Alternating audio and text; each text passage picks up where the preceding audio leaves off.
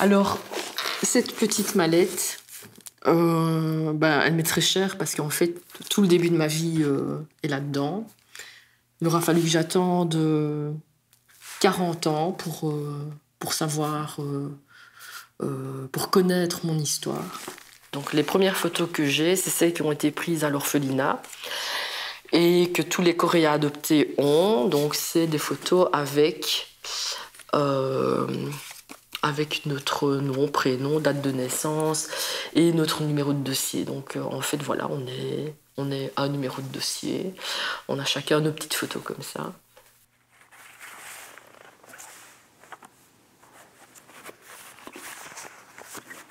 Je m'appelle Nathalie, j'ai 46 ans et je suis née en Corée et j'ai été adoptée à l'âge de 4 mois. Ça, c'est mon dossier d'adoption. Donc K78 657, c'est mon numéro de dossier chez Holt. Mon nom, prénom et ma date de naissance. Alors ça, c'est un document assez important pour moi parce que c'est un peu comme mon passeport pour sortir de Corée, où il y a ma petite photo et puis mon nom coréen et puis qui dit que je vais partir pour la Belgique. Nathalie et Sylvie sont nées en Corée du Sud, un pays qui est aujourd'hui une grande puissance économique. Pourtant, derrière cette apparence de réussite se cache un tabou, celui de 200 000 enfants envoyés à l'adoption internationale depuis 1953, créant ainsi la plus grande diaspora de personnes adoptées au monde. C'est tout un marché qui se met en place sur base des pressions internationales, mais aussi des discriminations sociétales sud-coréennes. Aujourd'hui adultes, les personnes adoptées sont confrontées aux difficultés d'obtenir des informations sur leur origine. If 10 children were born, more than one child was sent overseas for adoption. And you wouldn't see that number in any other country. Plongé en Corée du Sud, le pays à l'origine de l'adoption internationale.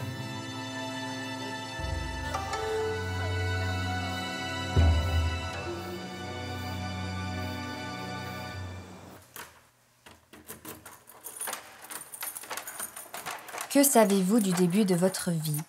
Une question simple en apparence, à laquelle peu de personnes adoptées peuvent répondre.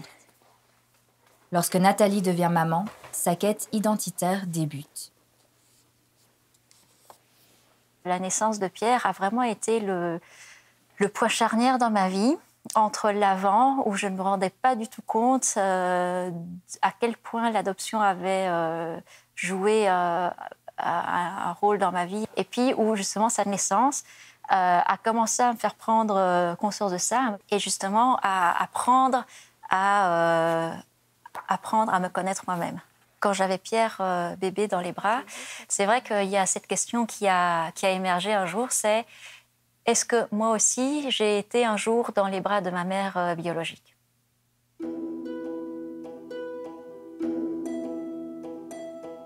En 2005, Sylvie reçoit ce post-it écrit par sa sœur, avec laquelle elle a été adoptée en Belgique.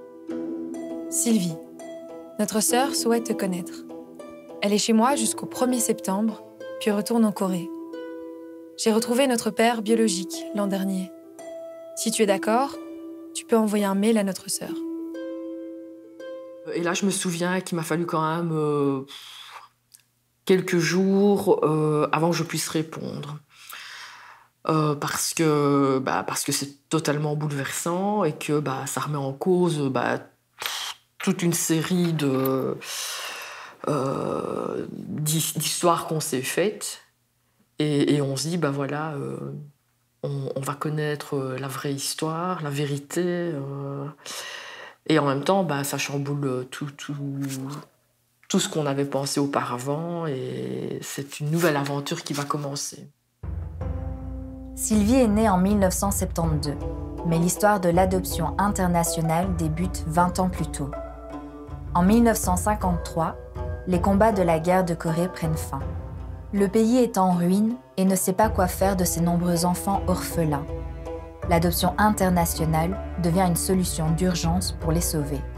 Dans ce climat de guerre froide, la Corée du Sud bénéficie du soutien occidental.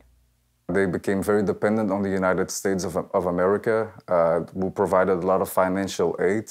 And international adoption was framed as a humanitarian act, which really depoliticized the very geopolitical relationships that they were established during that period. The first president of South Korea, Syngman Rhee, really focused on a nationalist ethnic policy in which mixed-race children didn't have a place and were socially marginalized. The first children who were adopted from South Korea were so-called GI babies. These were most of the time children of Korean mothers and American fathers. 30 ans plus tard, l'envoi d'enfants explose, atteignant des chiffres sans précédent. Rien qu'en 1986, 9000 enfants quittent le pays, soit un enfant toutes les heures. In the 1980s, our economy was getting better. Instead of trying to develop our child welfare system, I think overseas adoption was an easy way out. Countries who have overseas adoption tend not to develop child welfare system. Hélène No est une ancienne travailleuse sociale de la HOLT, la plus grande agence d'adoption états-unienne en Corée du Sud. Aujourd'hui, elle critique ce système. It was very lucrative. If you place one child overseas, $3,000 would come in. It would cover more than annual income of one social worker. But we were sending thousands, so you could imagine how much money was coming in. L'adoption internationale profite aux agences privées, mais aussi à l'État sud-coréen qui ne doit pas développer son système d'aide à l'enfance. Mais ce système défaillant n'est pas le seul responsable de cette situation. La société coréenne elle-même est à mettre en cause. Donc là, vous pouvez entendre en arrière-plan les petites cigales. Ça prend la tête à la longue. Il y en a qui disent « ouais, on s'habitue à ne plus les entendre ». Moi, je les entends tout le temps, quoi. C'est assez pénible. Kim Fukar a été adopté en Belgique à l'âge de 5 mois. En 2016, il commence à s'intéresser à ses origines. Il multiplie les voyages pour se reconnecter à la culture et tente de retrouver ses parents. Si ses recherches n'aboutissent pas, il décide quand même de s'installer en Corée en 2021 sur un coup de tête. Quand tu habites ici, tu te rends compte de certaines choses que tu ne te rends pas compte en étant touriste. À chaque fois que je venais en étant touriste, ouais, la Corée c'est génial et tout. Et en fin de compte, quand tu habites ici, tu vois les travers aussi d'une société. C'est ma manière de voir peut-être les choses en tant qu'étranger. Mais c'est que cette société est basée énormément sur le paraître. Cette importance donnée à l'apparence domine jusqu'au sein même du noyau familial. Pour qu'une famille soit considérée comme légitime, le lien du sang est primordial. Cette obsession pour une lignée au sang pur empêche l'émergence d'un système d'adoption national. And I know some Koreans adopt domestically and also choose to never tell their child that they're adopted because they don't want to risk maybe others judging them for adopting versus, having a child. L'impopularité de l'adoption nationale favorise le marché international, déjà alimenté par une autre stigmatisation, celle des mères célibataires. Kumfa est une association basée à Séoul. Son but, aider les mères célibataires qui ont fait le choix de garder leurs enfants. 일단은 한국 사회에서는 유교 사상이 있잖아요. 그리고 전통적인 어떤 관념, 고정적인 관념인 것 같아요. 여자는 정숙해야 하고, 그다음에 우리 가족 사회가 아버지, 어머니 그리고 아이를 기준으로 한 패밀리가 딱 정상적인 거라고 보잖아요. Face à de telles pressions sociales, de nombreuses mères voient l'abandon comme la seule solution possible, puisque ni la société ni leur famille ne les soutiennent. 저희 미혼 엄마들 상황을 봐도 왜냐하면 저희 미혼모들이 만약에 그 남성분이 책임을 졌다면 저희가 미혼모로 살 거라 생각을 안 하거든요. 아마 저희도 가정을 이루고 결혼을 하지 않았을까라는 생각을 해요. 그런데 그분들이 뭔가 개인적인 이유가 있겠지만 어쨌거나 그런 책임을 지지 않고 이제 떠났죠. Une absence des pères qui peut transparaître jusque dans le dossier d'adoption de leur enfant. Après des échanges de mails avec la Holt, Nathalie découvre de nouvelles informations sur ses parents biologiques. Le fait que j'ai pris le nom de famille de ma mère signifie que mon père était tout à fait absent lors de la naissance et probablement... donc ça pose aussi la question de est-ce que mon père sait qu'il a une fille? Après, voilà, comme ma mère avait 18 ans, qu'elle n'était pas mariée, moi je me dis qu'il y a quand même de fortes chances que quand elle s'est mariée, quand elle a fondé sa propre famille, enfin sa famille, je me dis qu'elle n'a probablement pas dit qu'elle avait déjà eu un enfant avant et que donc elle est probablement la seule à le savoir. En 2012, Sylvie se rend en Corée pour ses 40 ans et rencontre ses parents pour la première fois. Alors, cette photo a été prise lors de notre premier voyage en Corée, où j'ai rencontré mon papa et ma maman. C'est la seule photo qui existe d'eux, ensemble, parce que je me suis rendu compte, en apprenant mon histoire, que ça faisait 40 ans qu'ils ne s'étaient plus vus. Ils sont tous les deux très souriants sur la photo, alors que je sais que ma mère n'apprécie pas spécialement mon papa. C'est tout à fait son droit. Sa mère lui raconte son histoire. Sylvie est née hors mariage. Ne pouvant la garder, sa mère la laisse à son père. Elle ne l'oubliera pourtant jamais. Donc elle expliquait qu'elle venait régulièrement regarder tout près, près de la maison pour voir si elle m'apercevait. Et jusqu'au jour où elle a demandé à une voisine où on était. Et alors la voisine lui a dit les deux filles sont parties pour l'adoption. Et là, elle m'a expliqué que ça a été vraiment très, très, très difficile pour elle. Les discriminations vécues par la mère de Sylvie dans les années 70 sont encore bien présentes aujourd'hui. 아이를 키운다는 것 자체가 이제 사람들이 보는 시선이 곱지는 않아요. 네, 그곳에서부터 차별이 시작되는 것 같고 사실 원가정에서도 저희처럼 이제 결혼하지 않고 아이를 키우는 미혼모 가정들이 원가정에서도 사실 인정받기가 쉽지는 않긴 하거든요. 처음부터. 그래서 그런 어려움이 있고 또 한부모나 미혼모 가정은 좀 가난하고 약간 문제가 있다라고 보시는 것 같아요. 그래서 이런 다양한 시선들을 저희가 느끼긴 하거든요. 예, 그래서 사실 차별이 되게 많다고 저희는 생각을 하는데 그렇지만 그럼에도 불구하고 저희는 이제 양육을 선택한 엄마들이라 굳건히 헤쳐나가고 있습니다.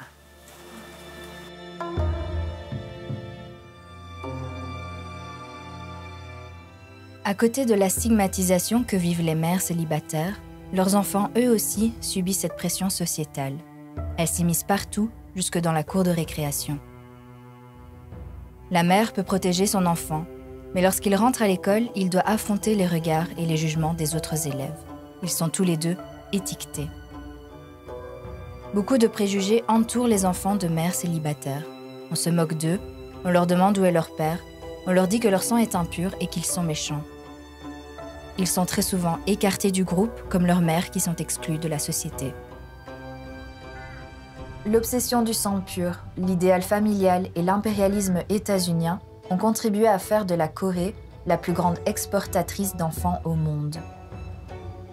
In 5 years around 1985, if 10 children were born, more than one child was sent overseas for adoption. And you wouldn't see that number in any other country. Face à un tel nombre de dossiers et une demande occidentale toujours plus pressante, le personnel des agences n'est ni assez nombreux ni assez qualifié. Les erreurs et les incohérences se multiplient. Devenues adultes, les personnes adoptées qui retrouvent leur famille biologique questionnent les informations présentes dans leur dossier. C'est notamment le cas de Sylvie, qui a découvert que son prénom coréen, transmis par l'agence, n'était pas correct. Mon prénom, c'est Anju, mais en fait, comme on l'a vu sur mes documents que j'ai reçus de la Holt et sur mes petites photos, mon prénom, c'était Moonsuk. Quand ma sœur est arrivée en Belgique pour me rencontrer, la première chose qu'elle m'a dit, toi, c'est pas Moonsuk que tu t'appelles, c'est Anju. Donc moi, je comprenais pas très bien pourquoi. Alors, elle a demandé à mon papa pourquoi on aurait changé mon prénom. Lui était incapable de lui expliquer. Beaucoup de personnes adoptées doivent accepter le fait qu'elles n'auront jamais de réponse précise. Elles élaborent alors leur propre hypothèse. Erreur humaine, falsification, mauvaise gestion de l'administration ou encore manque de rigueur. Et malgré les manquements historiques des agences en charge des dossiers, celle-ci reste l'intermédiaire principal pour trouver des réponses. J'ai fait assez rapidement tout le processus légal donc par l'agence d'adoption, par la Holt. Cette recherche n'a abouti à rien parce que la Holt a envoyé un télégramme, ou je crois peut-être deux télégrammes à l'adresse de ma mère, l'adresse de domicile de ma mère biologique, mais l'adresse de l'époque. Et ils n'ont pas eu de réponse. Et donc, suite à ça, ils ont clôturé le dossier en disant que voilà, elle était introuvable. Pour pallier cette situation, certaines associations font le choix de mener elles-mêmes ces recherches. C'est le cas de Goal, une association fondée par et pour les personnes adoptées.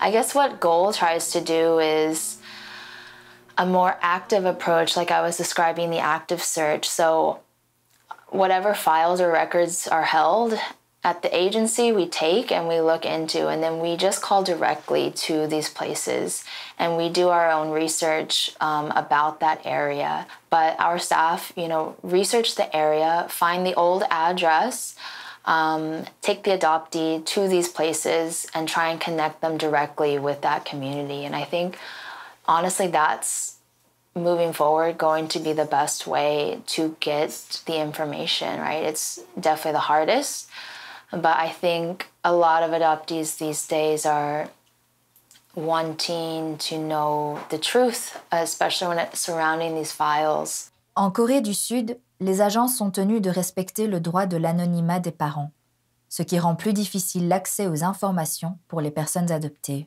On parle de préserver la vie privée des parents biologiques, oui, mais on parle quand même aussi de faits et d'informations me concernant moi personnellement. Connaître les informations de ses origines, de sa propre vie, moi je ressens ça comme un droit. I wish in a perfect world that, the information could be given and at least contact could be made. But I can also understand, even in my personal search story, I did a search and my mother was found and she refused contact because she was married with a family now. This is a person as well who has a life, and for whatever reason, she didn't feel comfortable to share that, what had happened in her past. And for me to sort of bulldoze down that for just to meet her, it's much more challenging than finding a meeting versus not. Cette question de l'anonymat empêche de nombreuses personnes adoptées de retrouver leurs parents. Beaucoup de mères ont refait leur vie et n'osent pas parler à leur nouvelle famille de l'enfant qu'elles ont abandonné. J'y suis retournée en 2017 parce que ma maman a perdu son mari cette année-là. Et dans les échanges qu'on avait, j'avais cru comprendre qu'elle dirait à sa famille, qu'elle parlerait de moi à sa famille, parce que je suis toujours un secret pour sa famille. Elle a expliqué que j'étais la fille d'un voisin à une époque dont elle s'occupait et que j'étais partie à l'adoption et qu'on s'était retrouvés. Mais je pense qu'elle ne parviendra pas à le dire. Si elle n'a pas dit, parce que je comprenais que par rapport à son mari, c'était très difficile, mais je pense qu'elle n'aura jamais la force de le dire, même à ses enfants. Un tabou d'abord ancré dans le cercle familial, mais qui déteint aussi sur la société tout entière. Depuis que je vis ici, je ne dis plus. Je suis adopté, quoi. Le ressentiment des Coréens, par rapport aux adoptés, je veux dire, il y en a qui s'en foutent. Sinon, le ressenti des plus vieux, parfois, souvent, c'est une honte.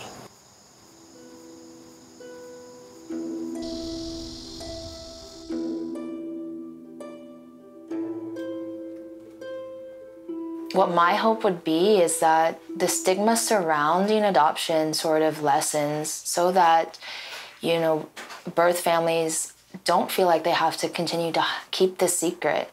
And I know many of them will keep it until the day that they die. This whole just idea of family in Korea and what that means and what it means to belong, I think it needs to shift, and it's at a huge turning point right now. En attendant un changement de mentalité, les personnes adoptées portent encore le poids historique et sociétal de l'adoption internationale. Chacune décide de vivre cet héritage à sa manière. Maintenant, depuis que je vis ici, en fait, on va dire, j'ai eu le temps de réfléchir, à voir un peu comment la société fonctionne. La reconnexion avec la Corée a fait de moi maintenant une personne entière, point de vue identitaire. Je disais, on se retrouve dans la majorité, ici on est anonyme. Tant que je parle pas, pour eux je suis coréen. Donc voilà, moi je me sens bien comme ça. Donc voilà, j'ai pas de problème j'ai plus de problème avec ça.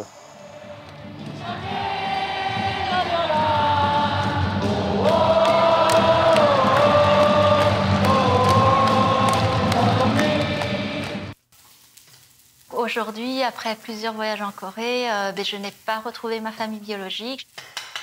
Je ne ressens plus la nécessité de rechercher ma mère biologique comme au cours des premiers mois, des premières années de mes recherches.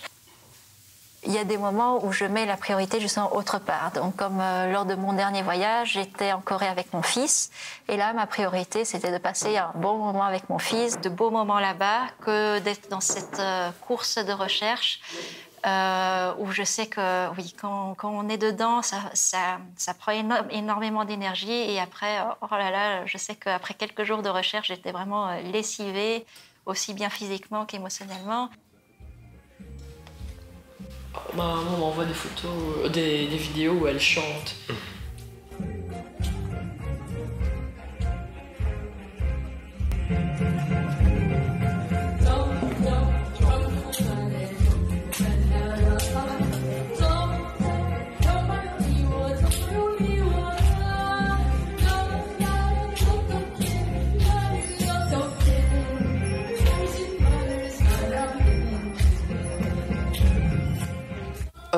Alors, il n'y a aucune frustration. Je respecte totalement le choix de ma maman. Je peux le comprendre. Enfin, je veux dire, c'est sa vie. Moi, je n'ai pas à interférer dans sa vie. Je fais partie de sa vie, mais ce n'est pas à moi de prendre les décisions pour elle. Et je ne peux pas lui en vouloir non plus. Je pense qu'on vit chacun nos vies et on doit faire des choix. Donc, il y a des accidents de la vie qui arrivent, il y a des événements heureux ou malheureux qui arrivent. Et faire des choix, c'est pas toujours évident, quoi. Mais pour moi, le plus important, c'est que je l'ai retrouvée. Et tout ce qu'il y a autour, peu importe. Mais moi, enfin, je veux dire, j'ai ressenti le lien avec elle. Et pour moi, c'est vraiment le plus important.